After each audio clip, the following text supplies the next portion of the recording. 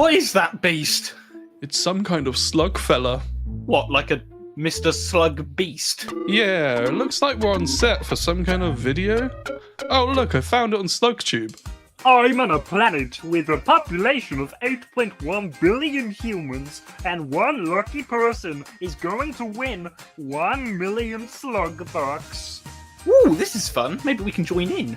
All they have to do to begin with a chance of winning this money is simply be the last human alive on Earth. Oh no! We need to do something. Oh, yeah. Are you holding a gun? Wait, were you gonna go join in? No. Jerry. I mean, we could do with the money. What? You idiot!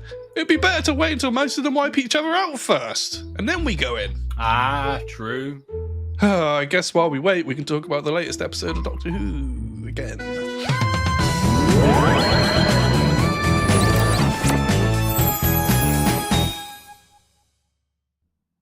Hello. Hello.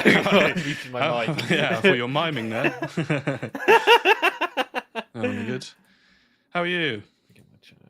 I'm doing all right. How are you? Yeah, good. Did you watch it last night? Oh yeah, I'm such an idiot. It's partly your fault. I told you you wouldn't.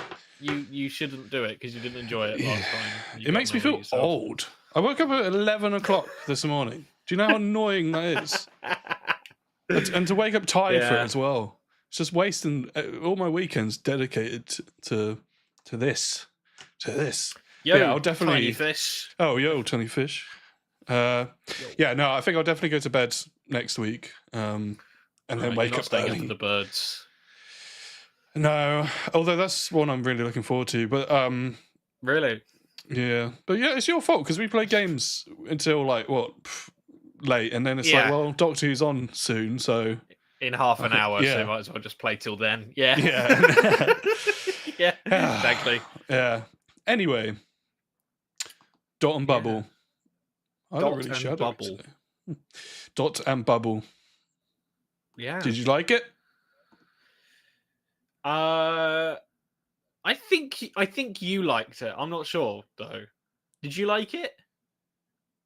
Yeah, I loved it actually. I had to sit on it, but I thought it was really good. I feel like it was reminiscent of the stuff I liked a lot from Russell's original run. You know, you've got these silly looking aliens, you know, human stories. I had a good time. Yeah.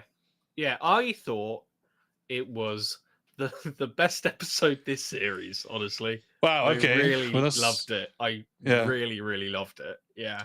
Yeah. I don't know if I'd say best. I think for me that's still The Devil's Cord because of how much fun I had. It doesn't mean it's like technically the best, but you know, it's just I keep saying like if I'm going to return to an episode to watch bits, I think it would be The Devil's Cord, but then probably this Dot and Bubble second. There's some lovely moments in there, lovely, you know, acting and craft. Not necessarily the topics explored. They're quite heavy in a good way. It was nice.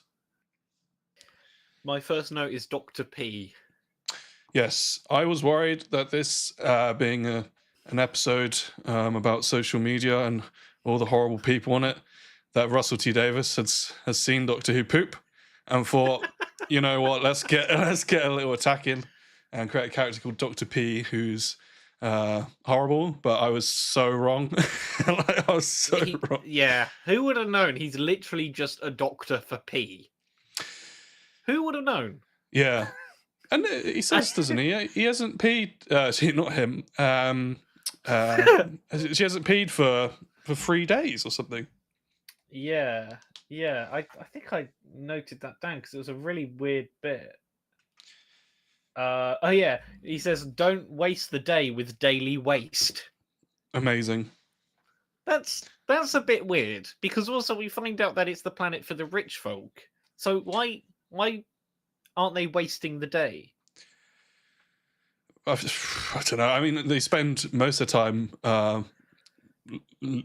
just relaxing, don't they? They only work 2 hours a day. Yeah. So maybe they see going to the toilet is even more wasted time. So maybe in this reality, they could be in the bubbles on the toilet. Or maybe they've made a way that they don't even need to go to the toilet that much, and then they can just have fun. God, that's horrible. Yeah. It's really it's horrible. Yeah. Oh. What did you think of the bubble design? I loved it so much. I thought it was one of the smartest technologies. Social media, social media is incredibly hard to do visually on film.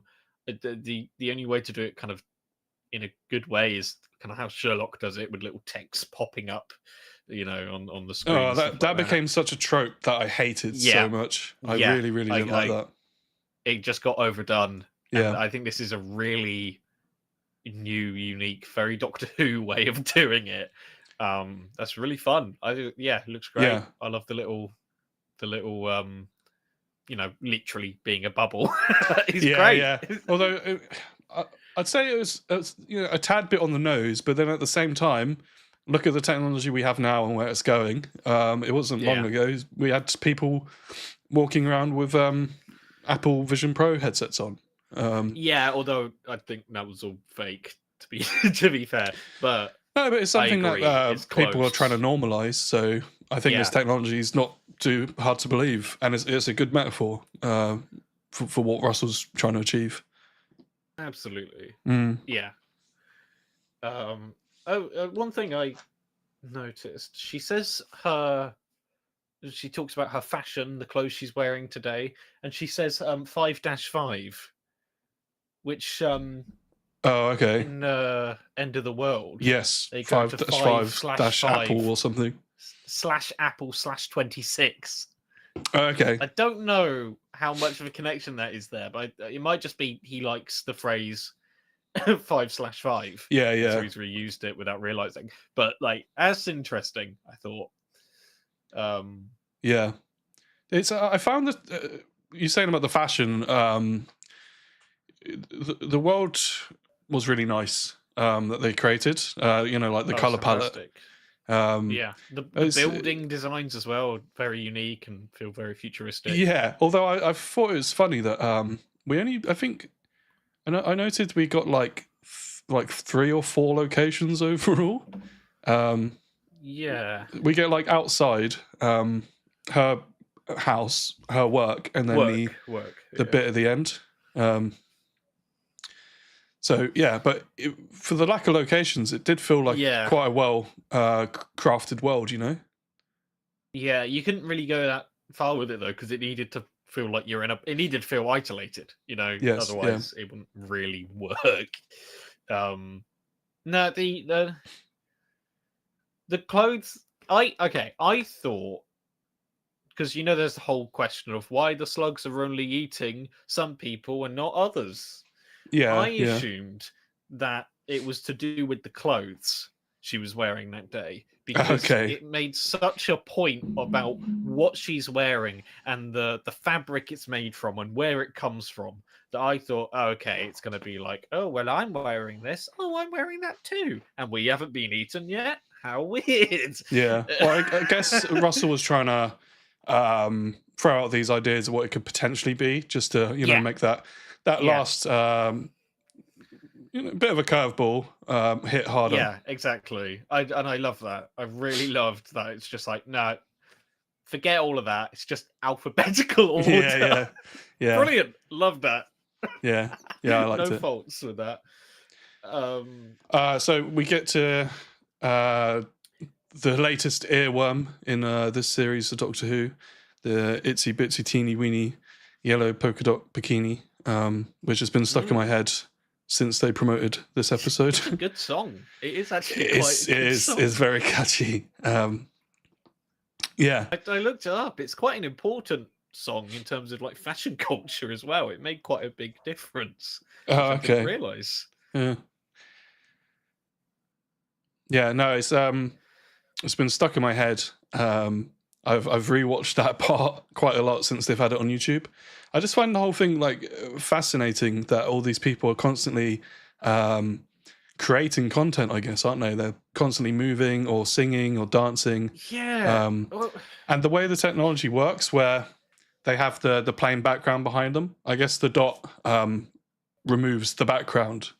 Because many would call it a Zoom background these days. Yes, because for a while I thought, why isn't the Doctor and Ruby together? And then they were together the whole time. Yeah, but it just gives them a different background. Did they have a dot then? I assume that's what's going on. So because at one point you have to switch it off, and then it started attacking her. So they couldn't have had a dot. Maybe they were in the TARDIS and it was interfacing in there. Okay, I guess if it does that, it would filter what footage they're sending through the TARDIS. So I can maybe work with that. Although, sure. I mean, if they were using a dot, they probably wouldn't be a threat anyway, because they wouldn't be on whatever system the dot has. That's true. It might not. They might not think they're real. Yeah, it might look past them completely. Yeah. Yeah. Okay, that's a good point. The work she does. Yeah, she goes to work. Oh yeah. Am I jumping ahead a bit?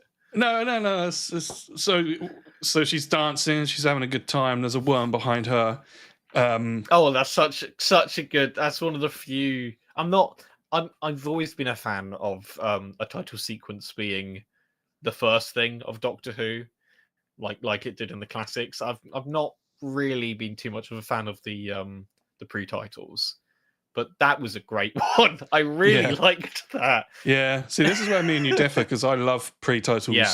It sets the scene quite well, and that was perfect. And I think that's why I love this one so much, because it does feel like a lot of the older Russell T Davies like episodes with the pre-titles. You know what I mean? Yeah.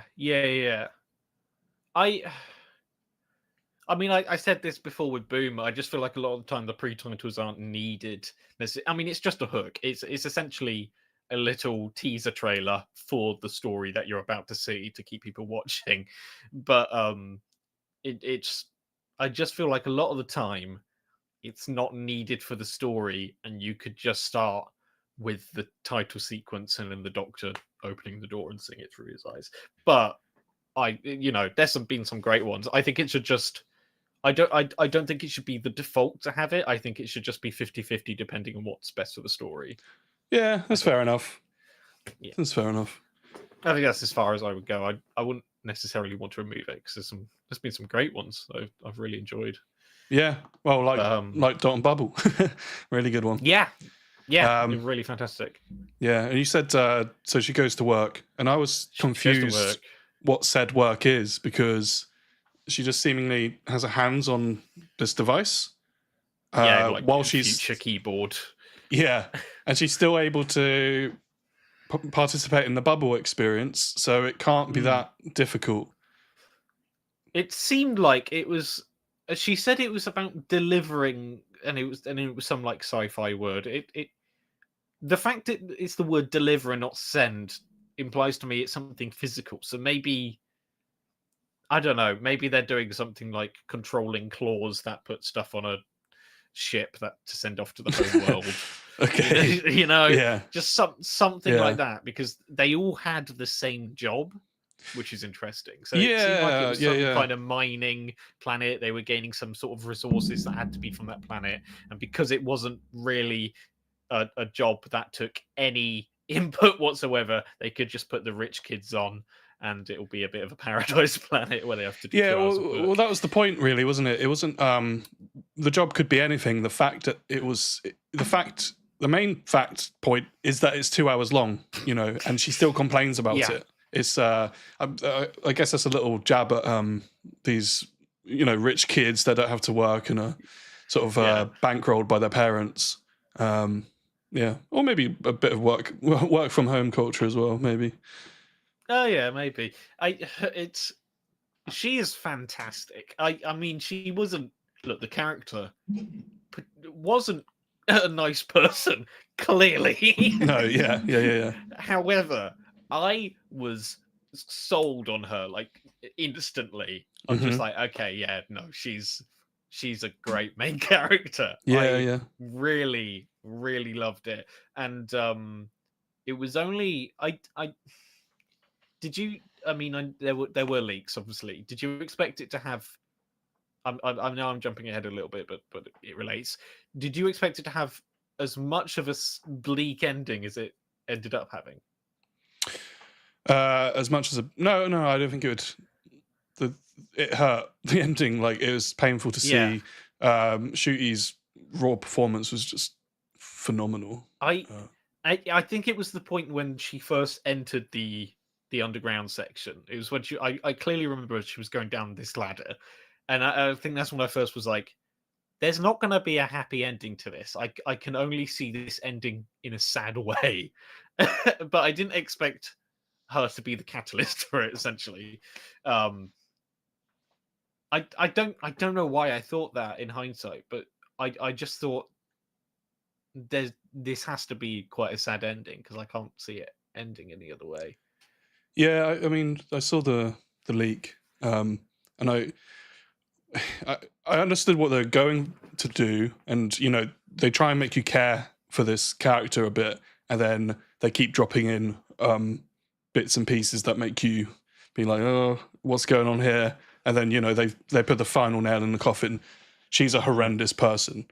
I think for the like reveal to work the way it does, you have to have had cared to be shocked by it. Yes, yeah. It reminds me of a bit of a lighter version of the Black Mirror Shut Up and Dance ending with Kenny.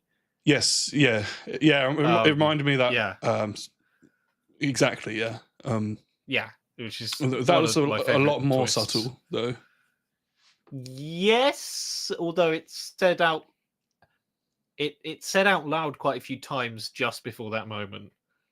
But it's very subtle at the start, and then it gets more at the start. Yeah, that's what I mean. At the start, it's like it could be anything. Yeah. Yeah, absolutely. Where were we? So she's at work, and then she's at work. Well, we did slightly skip a bit. So the doctor reaches out to her just before she starts dancing, and phenomenal face acting. Oh, yeah. Her look of disgust, and then she blocks the doctor. Which at first, you block anyone unsolicited messaging. Well, because the whole point is that she's literally in a bubble. She doesn't want to see anybody that she hasn't, greenlit to let in. So all these little clues about her actually being rather horrible can also just relate to something else, and you could disregard them as something else until the very end, when it's just it can't be disregarded. It's just obvious now. Yeah. The ending acts as a reveal if you haven't picked up on it prior, and if you haven't picked up on it, confirmation if you have. But if you hadn't picked up on it, it's a recontextualization, so you could go back and be like, oh yeah, like it was there from the start. Yeah. A lot of people seemingly picked up on it quite quickly, and the pieces are there from the start. Excuse me. I like I said, I read the leak, so I knew, but I think it was obvious enough for myself. I do wonder, because there's been a lot of people on Twitter, of course, saying, oh, I knew from the start. And I do wonder how many of them actually knew and how many are saying it. I feel like there's going to be a few who are just saying it. But that might just be me being a bit pessimistic. It's a shame to see as well a lot of people wanting...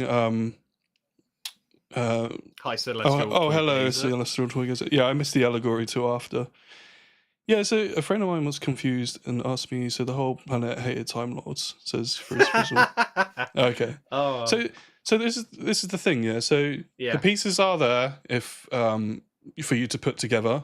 It's not just about being progressive and aware socially and within our world. It's also thematically within the story. I think you could kind of piece that together. But for those who claim to have got it, or indeed did get it, you know, I think they're so, well, not everyone, obviously, but they're so wanting to seem big-brained and progressive that anyone who hasn't got it or missed it, they seem to be putting them down quite a bit, and I think that's a bit harsh, because surely the point of this story is to make people aware and, you know, get everyone on the same page. So if you got it and someone else didn't, don't put them down. Bring them up, like, you know, fill them in, you know. That's the whole point, make everyone aware. Exactly. And it's sad to see a lot of finger pointing, being like, if you missed this, you're the problem. Be ashamed of it. Yeah. And a lot of people, I've seen a lot of comments from people who missed the you know, the reveal, from, and who are people of color as well. So it's not just a thing where, you know, if you haven't experienced it, you won't notice it. You know, it's subtle enough that people who have gone through things like that wouldn't necessarily see it also. Yes, and it's fundamentally, this is a family show at most. Yes. It's a kid show for children who may not be aware of this kind of thing. So you have to hammer it in at the end, what's going on. Otherwise, because there's always going to be younger people watching. Yeah, exactly. So you can't make it too complicated. Yeah, I do feel it's a bit weird when you see people who are essentially bragging, being like, "I got it from the start." Yeah, and I could tell from the trailer exactly what's going on. Yeah, it's like it's essentially a children's show. I know people don't like that term being used, but essentially you know, is. Yeah. Yeah, and it's here to educate. No. Yeah, you know, exactly. If everyone is meant to know it already, then this sort of story wouldn't need telling. You know, we're trying to get everyone educated on this kind of thing, and I think Russell's done a beautiful job. It's a kid's show. Tell that to the dot that flew through Ricky's head, says Celestial Toy Case. Okay, I mean, we're bouncing about this episode, but we may as well chat about it. We're that took me by surprise, actually, because it was, you don't see it properly, but it's it kept flying towards her, and at a few points I did think, did it just go through her body? But then she started walking around fine, and I was like, oh, okay, and it did like rip her shirt a bit and stuff like that. But yeah, I was surprised that it just went through his head. Yeah. Especially that it couldn't get through that metal pipe that he was holding. So I'm not quite sure how the strength of the ball is, but well, it could get through the pipe on the wall. So I'm guessing maybe because he's actively swinging back at it. He had so much force that it was able to rip through the wall, but not. Yeah. Okay. Sure. I don't know. I'm not an expert on these things, but it stands out to me a little bit. But who knows? Was it revealed in the episode necessarily why the AI, again we're bouncing around, why the AI created slugs to do their bidding? It's not said, but I assume it's just if they flew around and started killing people like that. Well, we saw was it Ricky? Was he called Ricky? I can't remember. Yeah. We saw Ricky fighting him, so I assume there would have been hundreds, if not thousands, also fighting it.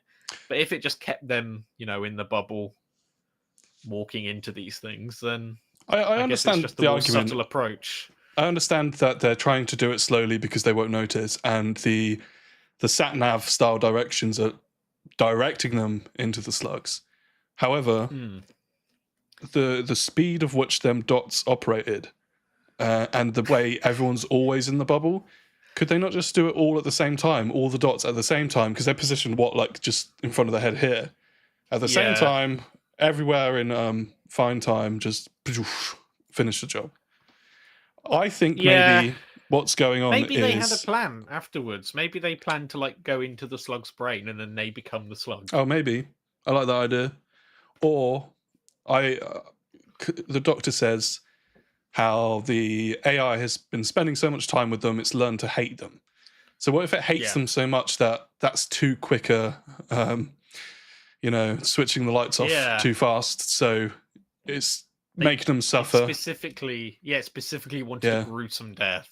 Because if it's designed for for social media and it's designed to give them these visual stimuli and stuff, it makes sense that it would want to give them a visually gruesome death. Because it's designed to think that way. Yeah, that's a good idea. I guess it also fits in with the whole "eat the rich" chant that people often say. Oh my god, that probably is it. You know what? Yeah. I think you've got it.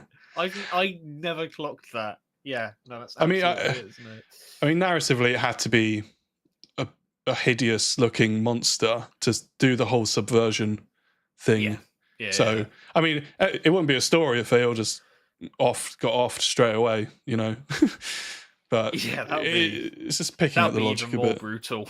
That would be an even more horrible episode. The Doctor lands, everyone's just dead, and he's like, if only I was here a few minutes earlier. Yeah. Oh, if only I had a time machine. Yeah. Oh dear.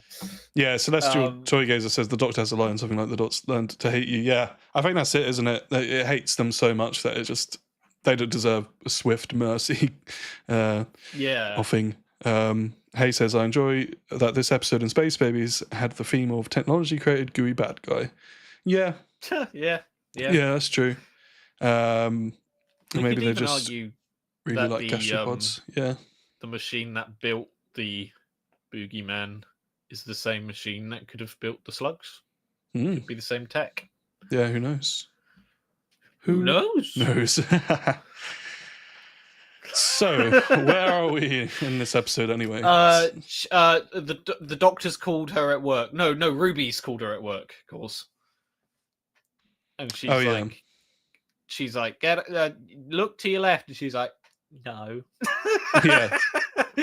And then she does, and it's got one of the most horrific, it's so horrible. This person's legs are dangling, and the slug is just going.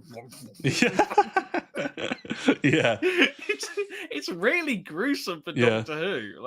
I know Russell T Davies is very against putting blood into stories. He spoke about this a lot. He's always said no blood, but you could still be just as explicit without putting blood in.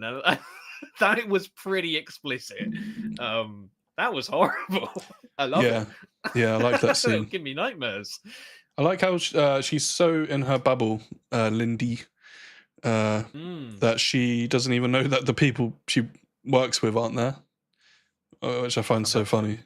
And then so she's more inclined to listen to Ruby, which leads is one of them hints. However, again, there's also a vague kind of idea that Ruby at the start said, "Oh, I'm working for Fine Time and reporting on these things. Just give me a few minutes of your time." So again, it's got that thing where you just say, "Oh, okay, that's why," but it's not really why. We know that now.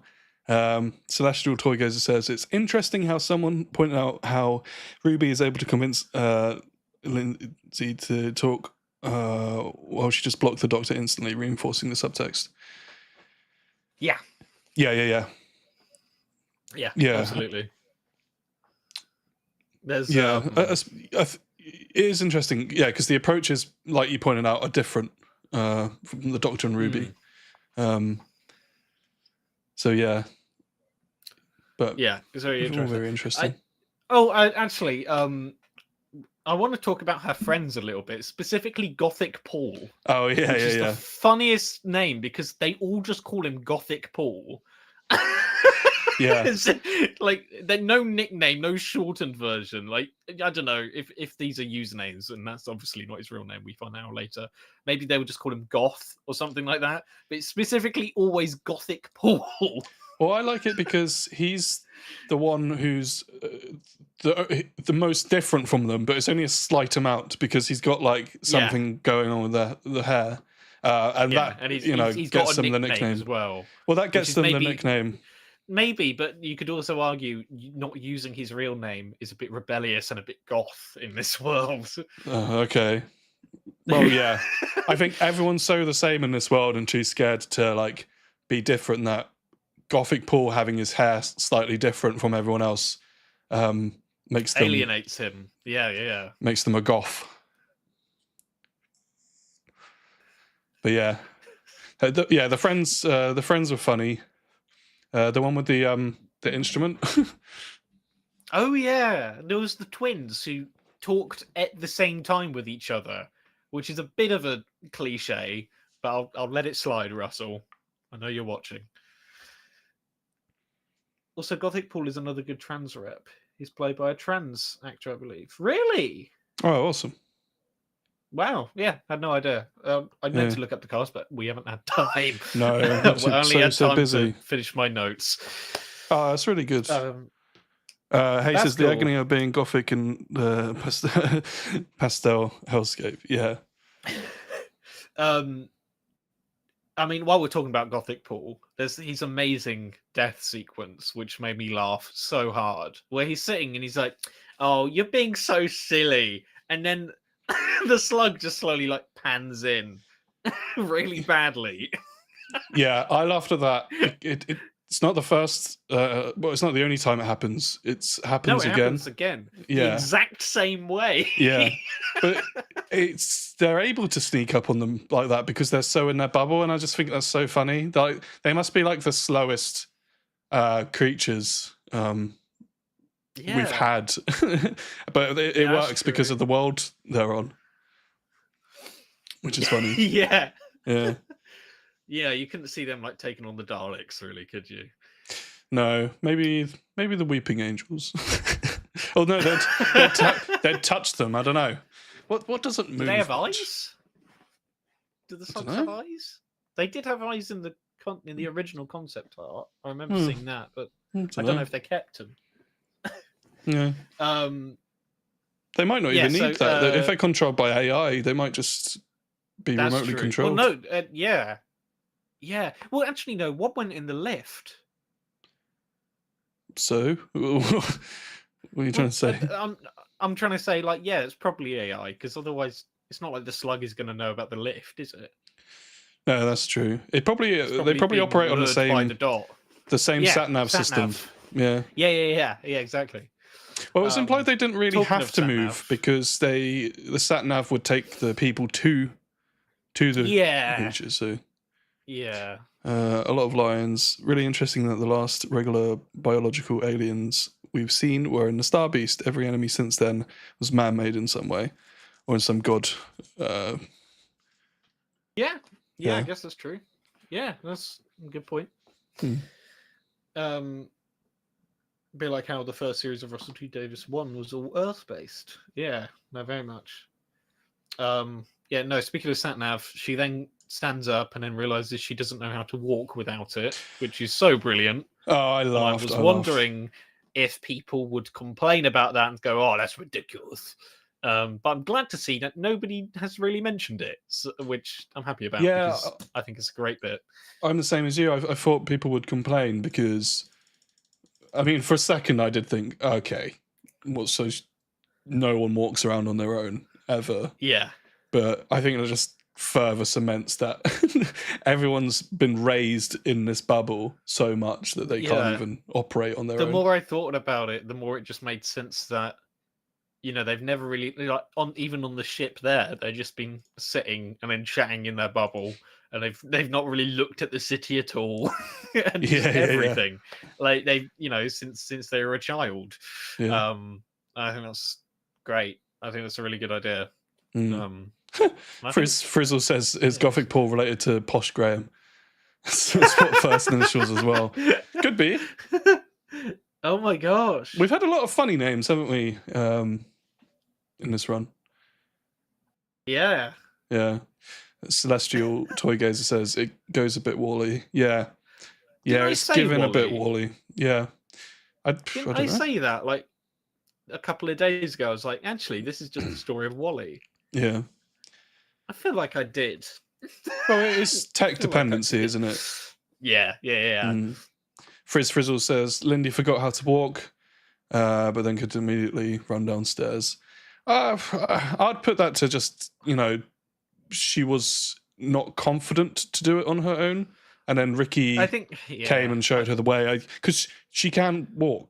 She just doesn't have the confidence, I guess, to go do it. I think there's also an element of she's thinking about walking, and then it immediately becomes difficult. It's like you don't think about breathing. You know, so as soon as it's that adrenaline, like quick, run down the stairs, it makes a bit more sense to me. But also, it's said a bit earlier before Ricky came in that he's always like, follow me, like I'm the arrow, and I get a feeling it's more like that. She's got a path, and she's imagining it. She's focused. She could see someone else do it right in front of her, so she's able to follow suit. Yeah, she believes it, and somebody that she looked up to as well. Yeah. Well, should we get to that bit? Because not much occurs from her being at work. I'm trying to think because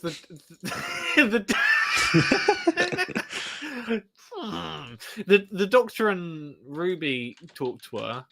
Have you got anything to say about that? Do I have anything to say about that? Not really. I mean, it's just well, they're trying to reassure her at that scene, aren't they? I do have a few notes actually about that bit. My first bit was because there's one thing that was said in the Unleashed was that it's like TikTok, but it's all live. And upon rewatching it, it's not all live. Otherwise, Ricky has been dancing to that same song for a couple of hours, which is disturbing. If that's the case. There's a line Ricky says to was it Lindy? I post my song and then I go out of the bubble for a bit, you know, and she thinks he's mad for that. So I think people are posting. It's not all live. Yeah, and they do say video at some point. But I just thought that was a bit weird. And also, there's a police in Fine Time. And I was thinking, who's the police? Is it also rich kids who are the police? Are they also in a bubble? Or is it automated? Are they robots? Yeah, are they robots? I mean, maybe they can control them via the bubble. You know, they ring the police, and then whoever's been naughty, their bubble's attacked by the police. I think that would be enough to get them to, you know, like if they weren't able to see social media anymore, I think it'd make them go mad and stop doing what they're doing. Take me away, please. More like, please let me see my videos again. I'll stop doing whatever bad thing I'm doing. But I feel like they wouldn't need the police in this in Fine Time anyway. But it's funny to me that maybe they didn't exist when she did. Oh, maybe it's the illusion. Existed. That would be cool. Yeah. That's a cool idea. I wish they actually did that in the story. But I liked when she called the police and she's like, the crime's happening right like next to me, because they're so in their bubble as well. She doesn't even know where she is 5 properly. feet away from me. Yeah. But I guess they'd know if there was truly police. And one bit I loved was when she said to the Dot, hiding place, please. And then it led her to a little hiding spot. Yeah. That was funny. That's insane. I love it. Although I don't think the Dot would have actually given her a proper hiding place in hindsight, but I guess she wasn't on the list at this point. Yeah. Maybe the AI acts fine until it's their time. What? So I'm reading a lot of Lion's comment. Where he says, imagine if the Cybermen came along, upgraded the Bubble Kids, and accidentally created cyber influences. Dr. P becomes Dr. Oil. Oh dear. Yeah. Oh, gosh. We need that episode. Celestial I love Toy Gazer says, influences. Doesn't Ricky say he's been trying to get the truth about the slugs out into his posts? I guess the Dots kept deleting them. Yes. Yeah, Ricky does say that, and I thought that was interesting, because one thought I had, because I see posts on social media, people saying Ricky wasn't racist compared to everyone else, which would be odd because being the only character in this society that's not would be an outlier, sure. But my thought was there's also no indication that he is. So is it fair to assume that he is judged off the place he's living? It's a question. It's a question. But I thought if he isn't, he holds the biggest platform in Fine Time. So if he's the only one that isn't, but all he's doing on his platform is dancing, you know, instead of addressing these issues to people, that could also be some kind of commentary there. I don't know if that's intentional though, you know. Because Ricky does all this stuff that to Lindy is so wow and crazy, heroic and just against the norm, but he doesn't preach these things on social media. He just dances. And he contributes, basically. He contributes to this society where everyone's stuck in their bubble and distracted. So he's a villain in his own way. But he also puts himself in his own bubble in a sense when they're in the underground section and he sees the home world, which is a very funny shot because it's this perfect shot of a building with a slug kind of looking over its work. I conquered this domain. I don't know why the camera would be up there. Is the person he's contacting up on the roof? I don't get that. And I love there's a little sign at the bottom that says population 0. Just so you know they're all dead. Don't know why that would be there, but you know, fair enough. But then he lies to Lindy and also himself and just pretends to himself that, oh, it is all fine, they're gonna come, even though he knows in reality they're not. But he's literally shielding himself in a bubble to make himself happy again. He very much does contribute to this issue. Yes, he's bad in his own rights. I don't know if it's one of those things where we can assume he's racist, but he wasn't a good guy. Yeah, I mean, like you said, there's no overt evidence, but you could probably safely assume because of the society, you know, they all hold the same values. But if he's not, like I said, I still think he's a bad guy because he's not really doing much. No, to help. Or even if he's not a bad guy, he's not a good guy. You know. While we're on Ricky, then I mean, we may as well dive into Ricky. So when I'd love to. When Lindy. Sorry, go on. Do you want to do this or? No, when we meet Ricky,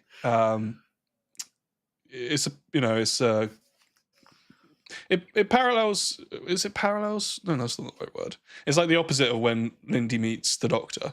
You know, it's a stranger. It's technically a stranger, even though she follows him on social media. She doesn't really know him as a person, but she instantly trusts him. He's very much a Doctor-like figure in the, you know, in the music. Even I swear it does it like a Doctor theme when he shows up. Yeah, and he's seemingly very caring. You know, he not only leads her through the slugs, but he shields her. Like he's like, don't look at the slugs. And she's head over heels. That moment's fascinating to me because again, he's like, you know, don't look at it. And as soon as she doesn't look at it, she says, I thought this was the worst day of my life, but it might be the best. Yeah. And again, it's the way she looks at him. And so nothing else exists because that's her bubble now. But and then it's just constantly trying to avoid everything. It perfectly shows how Ricky's not so much in his bubble at that point as well, because he says to her, like, what, even though thousands of people are dying all around us, like she's that unaware, but Ricky's more aware. So he knows what's going on. He's on the edge of escaping this cycle.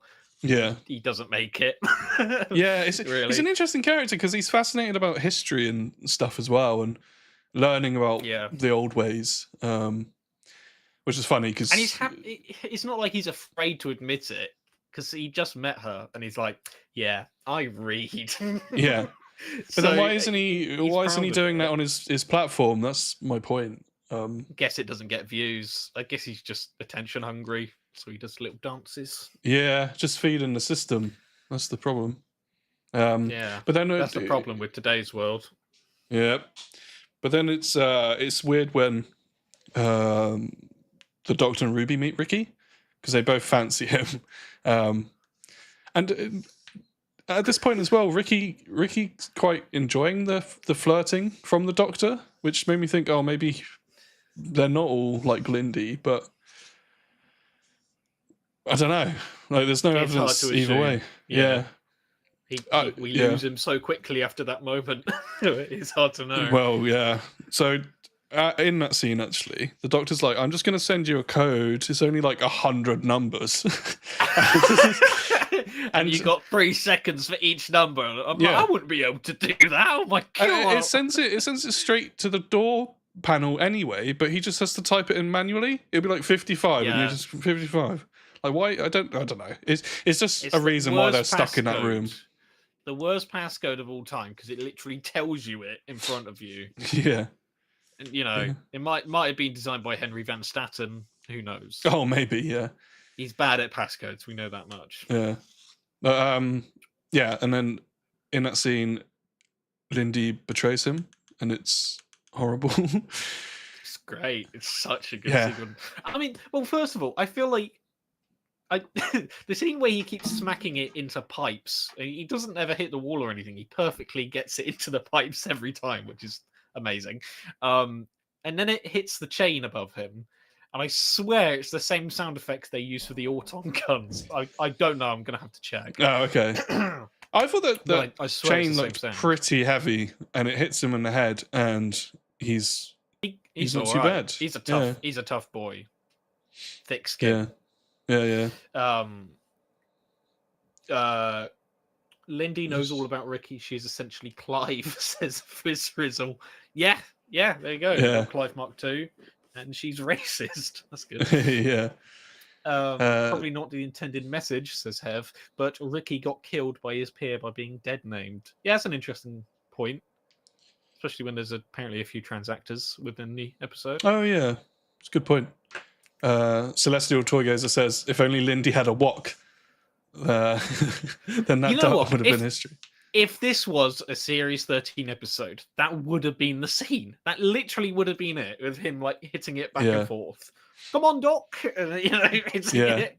Well, we know Dan has one of the biggest kill counts of any companion. Yeah. I wonder what his kill count genuinely is in the stories. Oh, it's not actually that big. No. He crashes the Sontaran ship. In his small amount of time in Doctor Who, he did have quite a few kills when you think about it. Yeah, so the Sontaran ship, at least. So who knows how many were on there. And then the merciless, what's the word? Without mercy. He kills them Silurians with like 2 swings of a sword. I think there's at least 6. Sea Devils, yeah. Sorry, getting them mixed up. I feel like I'm missing something in later Flux. Anyway, we're getting distracted. Yeah. Just always comes back to Evil Dan. You can't beat him. You can't make anything better than that, George. No, you literally can't beat him. He'll walk right out of here. Yeah.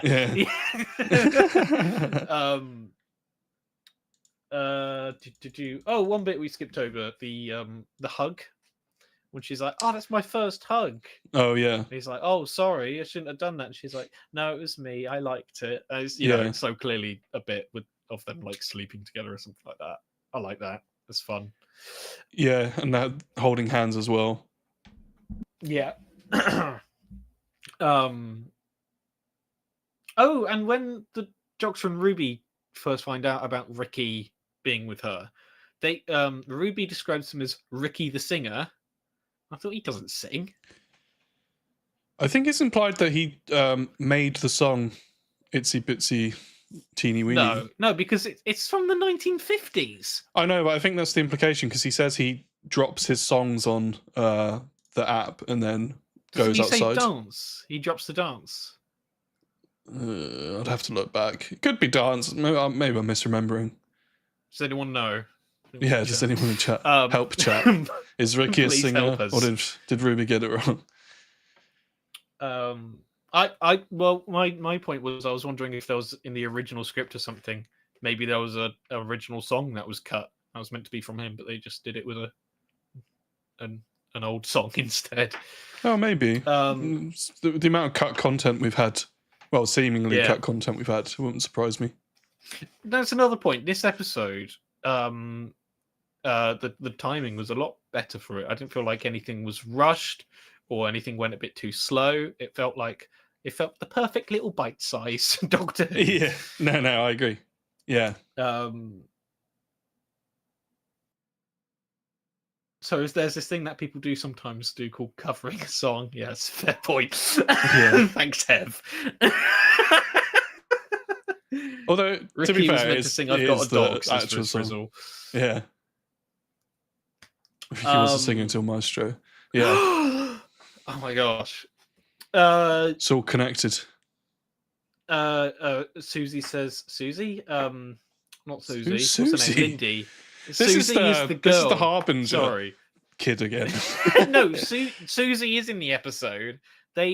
Susie is the one before her in alphabetical order, and she calls her. Yeah. And then Susie's like, "Hello, all my friends are gone, so I guess I need a bigger friend group. How are you?" Yeah. And then dies. I think this. Wow. I would have thought it was you in that episode. That was perfect. It was. It was. Yeah. They could have. Yeah, they could have actually got. They could have done a competition to get some Doctor Who fans in this episode, as just like background fodder in the thing. Yeah, I think they said in the Unleashed that they had 30 background actors. I think it was more. No, it was 30, and then they got them to wear different wigs. Oh, okay. So they looked different each time. Yeah, that makes sense. No, you could have easily done that. Yeah, I wrote this down because I love the line so much. "Oh my hopscotch." Oh yeah, she says a lot of funny weird things. Exclamations. Yeah. I think she says "Oh my eyes" at some point.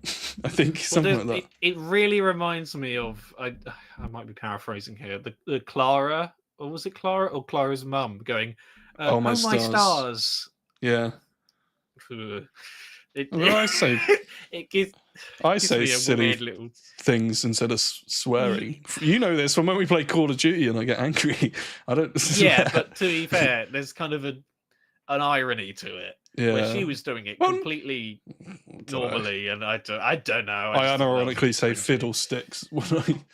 Oh yeah, I got loads of clips. You going, "Oh fiddlesticks." Yeah. Or I just randomly say stuff like, "Oh, slap a donkey," like just random stuff. I don't know. I don't know why I self censor like that. Oh yeah, and the Doctor describes the dot as anti-grav instead of anti-mav. Russell, you messed up. Yeah, might be a mistake or might be intentional for whatever reason. We don't know yet because we don't know why the word has changed. So, well. Talking to I guess this kind of links in. They recognise Lindy's mum as there's the always robot. A twist. Yes, so that's interesting. Yeah, there's a thing the Doctor says I like a lot. Where I think haven't I got it here? Yeah, there we go. The Doctor specifically goes, "We'll save that for later." Yeah. Love that. Brilliant. Yeah. All you need. It's all you need to put a pin in it and then just continue with the story. Yeah. It's like when Mrs. Flood in 73 Yards comes outside and it's just like, "So this has nothing to do with me. I'm just going to exit the episode now." Yeah. But I love, and one thing I really like is I feel like a lot of the times when something like that happens, I feel like it's unlikely that they're not going to talk about it immediately after, the episode ends or something like that. But here, it ends on such a dark note that I really feel like the Doctor just would not want to talk about that for a little bit, and there'll be a little break before then. Yeah, that's a good point. What's this say? Where would the slugs fit into the could solve the Kira case, would be able to work out the function of Death Note? Chart is alphabetical murder. I don't know what you're talking about. I'm sorry. Do you know what that means, George? Am I being a silly boy? Is it Death Note? Is it an anime? I understand Death Note. I know the reference there. The Kira case, I don't get that reference. Yeah. So Sorry. you'll have to explain that one to me. I'm not a nerd. Yeah, I am. She's the biggest nerd in the world. I'm wearing a Doctor Who shirt right now, so it's a massive nerd. Spot the nerd. I mean, we made this bloody stream. Look at it, and I'm saying I'm not a nerd. So should we talk about the ending? We're about there, aren't we? Trying to think what else I want to just touch on. Well, did we talk about her actually killing him? Have you got anything to say about that? Yeah, I thought it was a harrowing moment, and the worst part about that scene was what followed, where she says she still refers to him as her friend, or even within that scene itself, actually, where they're in that room together, and she says, "My friend Ricky September." Because you get people like that who are massive like fanatics, and then they meet their idols, and then they refer to them as friends. So I guess it was a bit of that. There was also a bit, a bit afterwards when she's talking to her friend on the boat. And she said, she hugs her, and she goes, "I learnt it from an amazing guy." Yeah, that's what I mean. Yeah, killed him. That's what made. Yeah, that's what for me made the death scene so much worse, because it hasn't phased her. I think she's bragging about something she's learned. I don't think she's doing it on purpose. I truly think she's ignoring it. And I truly think she's tricked herself into thinking, "Oh, he's gone off. He's helping someone else." Could be. Again, it's about hiding in the bubble. And because they have a warped perception of death anyway, because she finds out her mum's dead, and she's what was it? She's gone away. She's gone into the sky. Yes, that was it. Yeah. And someone pointed out on Twitter, it's very similar to what's going on TikTok and like censoring the services when them words. People say unalive and stuff like that. Is that fine to say? I don't know. Maybe that's a bad word to say now. But it's it sounds like it makes sense to me that a civilization's language will be affected by algorithms, censoring things, and so the language gets censored by an algorithm, which is essentially also trying to advertise as many things as possible to younger people, because of course you would want to do that if you're social media. Well, everyone adapts lingo from social media. I do it ironically, and then it annoyingly becomes actually part of my lingo. Yeah, that's always the way of things, though, isn't it? Way back in the day, I'd always say like YOLO or swag, just like as a joke, but then I would just do it, and I'm like, I had to consciously stop myself to doing my one is cool beans. I always end up saying cool beans now, which is bad. It's not a good one, but I still find it funny. Yeah.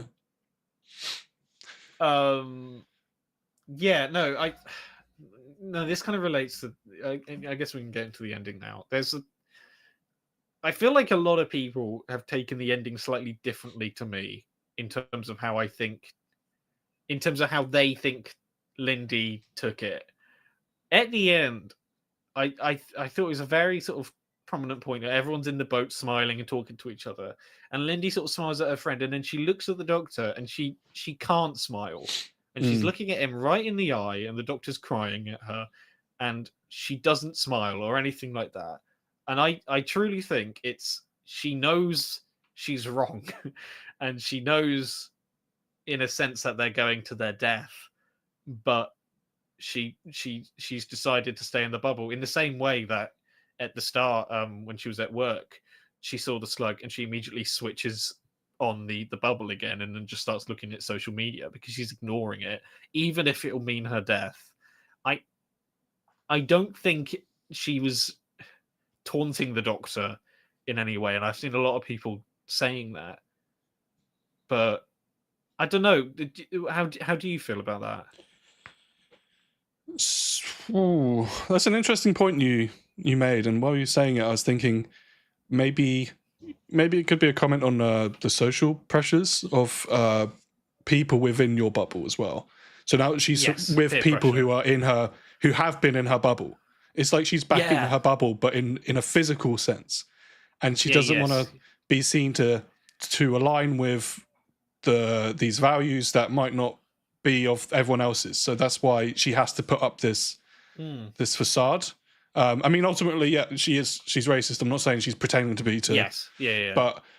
But it could be that maybe she's been like that her whole life. She's not gonna just switch. Yeah, now, I'm not defending her. I'm not saying she's doing it because of peer pressure. Maybe there is an element like she did appreciate what the Doctor was doing to a degree, but maybe there was some peer pressure element as well. I think there is a chance. If nobody was there and it was just her, I think there's a chance that she could have went onto the TARDIS anyway. Yeah, if she wasn't with anyone else, I think so. Yeah. Yeah, because she was a user anyway. She knows that. She was a user. It's not like absolutely is aware that she's in the wrong, and it looks like she's about to cry. She's kind of trying to smile at him, but she can't. I think she knows what's went wrong, but she's just decided, better to die in ignorance than live in the truth. Yeah. Which is horrific and absolutely it's horrible. Blunt.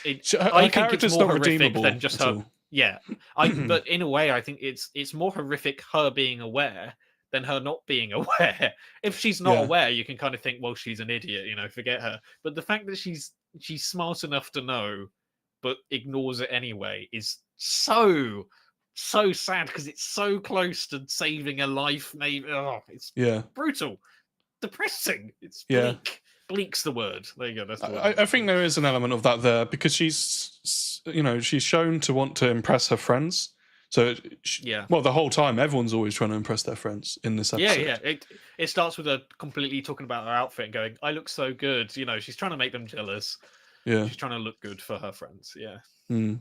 Yeah, Hev says a combination of ignorance and arrogance when you convince yourself that you're correct despite all the credible evidence. Yeah. Yeah. And it's tragic. I think it's she tragic. does it the whole episode. Yeah, she does. I think she genuinely tricks herself into thinking that what's his name is alive still, and she didn't kill him. I think she tricks herself into forgetting about all the people dying around her because she's focusing on him, and I think she tricks herself into thinking that it's okay if they just don't leave the planet. But in the back of her mind, she knows. But that's not going to stop her. And that is very real and horrific. Yeah. Because people do that. Millions of people do that daily. Yeah. Even in very small, in very, obviously not in such extreme ways. I think everybody does it. Knows something's not quite right, but maybe just, goes along with it for the time being. Like I said, obviously not in such an extreme way as racism, but little things. No, does that make sense? No. It makes sense. Rambling? No, it makes sense. And I didn't think of the potential symbolism of the bubble analogy. All their bubbles are gone now, but they're together and in a physical bubble. So going forward, they're all going to be as they were, but in person. I wonder if that was kind of what was implying. I kind of would love a Doctor Who spin-off, which is basically Lord of the Flies, but it's purely them trying to survive in the woods. I think watching go to chaos. That. Yeah. Watching them start eating each other. I think people would love it. It would be great. Yeah. So looking forward to that. But that scene, they all get into their funny Charlie in the Chocolate Factory, Willy Wonka in the Chocolate Factory, sorry, boat. There's no way of knowing. Yeah. And they sail off into the unknown, possibly death. A lot of people seemingly wanted to see them. A lot of people wanted to see them either die or just basically sail into what would be an unescapable situation. But I think it's more harrowing to think she's just gonna live her life now, but she's just this horrible person and almost irredeemable. Or even just you can't save her. Starve, just starving to death or dehydration. Yeah, the long go. That's probably how they're going to die. Yeah. They're not equipped for surviving. It's not going to be some big dramatic death they're going to have. It's just going to be a slow, painful death because they can't do it. Yeah. And it wasn't about that anyway. It's because I think it's the point is because if they get blown up or something. People might cheer, but the fact we don't know is like these people exist. They're out there. I think that was more the point. It's horrible. As horrible as it is, this is just reality for some people. There's no stopping it. I can't stop it. The most powerful man in the world can't stop it. It's truth, and it shouldn't be, but it is. Yeah, horrible. That's it. That's the sad fact. But unless we get out of our bubbles, Well, exactly. That's the point. There's no stopping people. It's their choice. We can't force them to make their choice, and that's even if it results in their death, they'll stay in the bubble. And that's what it's about, right? People can change. I disagree with that, and absolutely. that's why episodes like this are so important. And healthy conversations surrounding episodes like this are important. Instead of like what I touched on at the start of this. Don't put people down because they don't understand it. This is meant to cause positive conversation to enact positive change. Don't use this as a excuse to make yourself feel better about who you are. Yeah, that's not the point. To reaffirm in your head that you're already doing the right thing. It's not for people not the right to feel thing. good. No, it's for us to help improve everyone and the situation everyone's in. Yeah. I showing them dying would have been a really bad decision. For many reasons. After this, I'll post on YouTube my alternate ending video, which is on Twitter already, right? Yeah. Everyone, if you don't follow us on Twitter, please do, because I use that as like, I can just fart things out on there. Twitter's the only place this stream was linked, so everyone's probably came from there. Well, if you don't, that's why. Okay, let us know. Let us know if you're not from Twitter. Yeah. Yeah. But anyway, we should say Ncuti Gatwa. Well, I was just about to get onto the acting. Not just Ncuti though. I mean, Ncuti stole the show, obviously, clearly, but Millie's very, very. She wasn't centre frame for it, but the way Ruby clocked onto what was going on a lot quicker than the Doctor, and she felt emotional from it too. But the Doctor's, it was harrowing to see his reaction. I don't know if it's the same for the stream, but you're muted for me. It might just be. Oh, really? Hey, can everyone hear me? 1 2 1 2 1 2. Can people hear me?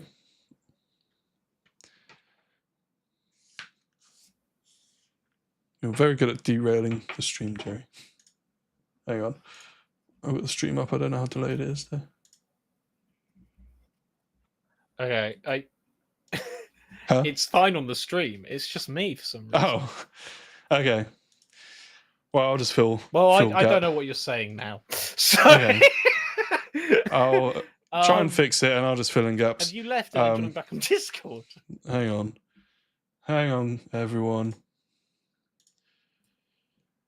Hello, Jerry. I can hear you. Don't know what that's about.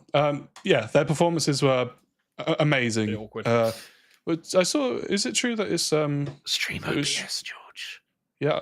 Oh, wrong one. Is it true that it's his first episode he shot? The scene where he goes mad and starts shouting is his first scene. It's incredible, honestly. Yeah. There was a big thing in it about Russell T Davies saying how they kept thinking, should we change it, because it's quite a brutal scene to start with. There was a big thing with Jodie Whittaker loving that her first scene was the crane sequence, which is very much the I am the Doctor scene for her, and it makes sense that she really enjoyed that being her first scene to act in. But it's quite a dark scene for Ncuti to start with, especially for a series that's a push to be a lot more lighter. So yeah, but they decided not to change it, and I'm glad they didn't, because he put some bloody energy into it. Yeah, he's so good. loved it so much. I actually, that's one of the ones I've rewatched quite a few times just to see he's tour de force of acting there. Really sells the scene. The first thing I did after the episode end was specifically to scroll back to that bit and then just watched him because wow, very. And there's a lot of subtle things going on. I've forgotten her name. Lindy, actress. On her face. They are both 10 out of 10 performances. Yeah. Couldn't change it for the world. I genuinely think that the only things I would ever change in this episode are tiny nitpicks that shouldn't matter. And like what? Or is it just really nitpicky? Dr. P's a bit out of nowhere, and I just think I don't know if it fits. It feels a bit weird. No, it goes to show how dependent they are on. They can't even know when to go to the toilet. I think that's just solidifying this idea. Yeah, but we know that from the walking already. It's like we're told it twice essentially because I don't know. I just don't think it's particularly. But that's what I'm saying. It's stupid, nitpicky things that shouldn't really change anyway. If I was stupid enough to give anything 10 out of 10, I think this would be the episode. But I'm not the kind of person that would say something is perfect. So 9 out of 10. Okay. Yeah, no, it's hard to give it out of 10, but I'd definitely put it up there, up near the top of the series. Yeah. Well, what we've been doing is rating it alongside the other episodes. So where would you put this on your tier list? See, we have to establish that I do it based on my just fun enjoyment. I'm not doing it like the technical. It doesn't mean one episode is better than the other. It just means you enjoy one more than the other. Yeah. An episode can be terrible. We don't go too deep in this. More than an amazing one. Yeah. Oh yeah, of course. I think I love Terror of the Autons. That episode is absolutely insanely difficult to watch sometimes. Well, okay, so Devil's Cord, and then I think Dot and Bubble, honestly. What would you put instead of it? If not, what is it between? Is it Boom? It's difficult because I've been spending a lot of time in the edit with 73 yards. I'd probably put Boom next. Although would I? No, probably 73 yards. Then it's hard to tell. There's a lot of things packed into Boom, and I think it's a bit of an awkward episode in many ways. 73 yards is kind of designed to be vague, and so in a way it feels empty when it's not. There's obviously a lot of things going on. It's just not shouted in your face 24/7. So yeah, we spoke about this last time. It was very hard to kind of tell the difference between those two. But I think I agree. I would just put Dawn Bubble first. This was very much my idea of Doctor Who. I think it really reminded me of. It's like if you put Paradise Towers and Dragonfire together. Okay. Yeah. I think you get Dot and Bubble. Yeah, that's fair enough. And a bit of a niche comparison for people, but I think you would get it. So, well, if anyone has any questions or points they want to make, pop them in the chat or ratings. Yeah. But before we wrap up, the costume. We didn't mention the Doctor's costume. It was the one. Yeah. They were the first photo release of that of the Doctor. Yeah, I think they assumed it would leak, so they leaked it officially. Basically. But yeah, it was weird because I compared to the main coat or something, it feels a bit like the Doctor's pajamas. yeah, it has a bit of that. But I didn't really like it when it was revealed. It looked a lot better on camera in the episode, and I would happily see it again in an episode, which is very different to my opinion of the costume in 73 Yards. That was awful. I'm so glad he wasn't in that episode. Yeah, because that was not good. No more of that. No, just keep with long coats are good. Just keep with the long coats, guys. Russell, I know you're watching. Yeah, long coats. Yeah. Hear me? Good. I reiterate my question about how you think the episodes would have ended with a previous incarnation. Was this idea too expensive for 2010?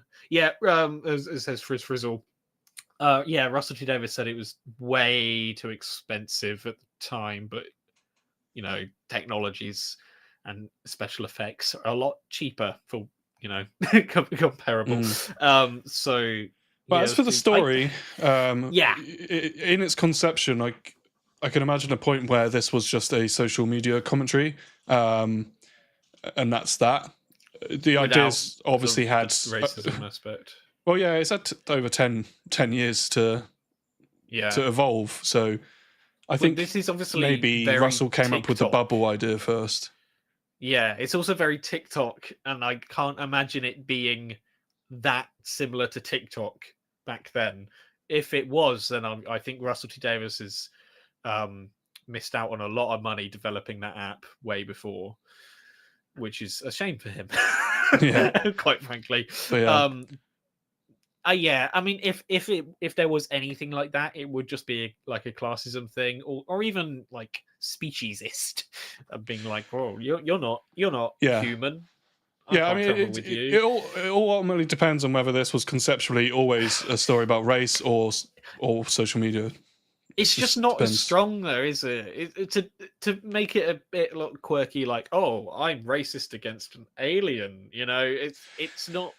It feels. I thought you were saying if it was just a social media episode. No. Because for me, if it was just the social media commentary, that seems like the Doctor like episode of a series. Yeah, but if they replaced the actual racism thing with being racist against the Doctor not being human, or classism thing, it feels a bit too gimmicky compared to how this one ended, which was very much based in reality. I don't know if that's me thinking too hard about it or being too pessimistic about it, though. Yeah, well, I guess only Russell knows what it would have been like. Leave a comment, Russell. Yeah, Russell, please. We know you watch it every week. We know you're comment, watching. You coward. Maybe it's Hev. Maybe. Hev, right. Are you Russell? Comment. Comment below. Comment below if you're Russell. Yeah. Anyway. And if you're not Russell, comment too. How many times have I got to say anyway before we can end the stream? Anyway. And okay, I'll let you go. Anyway, thank you for watching. Don't forget to like, comment, and subscribe. And we will see you next time. Probably. Stick around for the bit. Well, that was a good chat about Doctor Who. What's the Earth's population looking like now? Looks like we're down to 7.9 billion. Oh, what? This is going to take forever. You know what? Let's just stop it. Maybe we can preach to the people of SlugTube. If we go viral enough, we might be able to make them listen to us and stop fighting. Yeah, go on then. People of planet Earth, you need to open your eyes. We have become so obsessed with social media and our strive for fame that we would do anything, even destroying the Earth, for 5 minutes in the spotlight. We are so blinded by social media that we can't see what's really in front of us. Reality has become virtual reality, and we must change. Turn off your... What are you doing? Are you pouring salt on Mr. Slug Beast? Oh, yeah, sorry. You were just going on and on and on and on and on and on. I was getting pretty bored. Okay, just disregard what I said. Never mind. Bye. Okay, let's get out of here. Right, I'm going for a wee. I haven't been in 4 weeks. Who's at the door? Oh, it's the postman. The Time Lord postman. They just posted this through the door. What is it? It's a wedding invitation.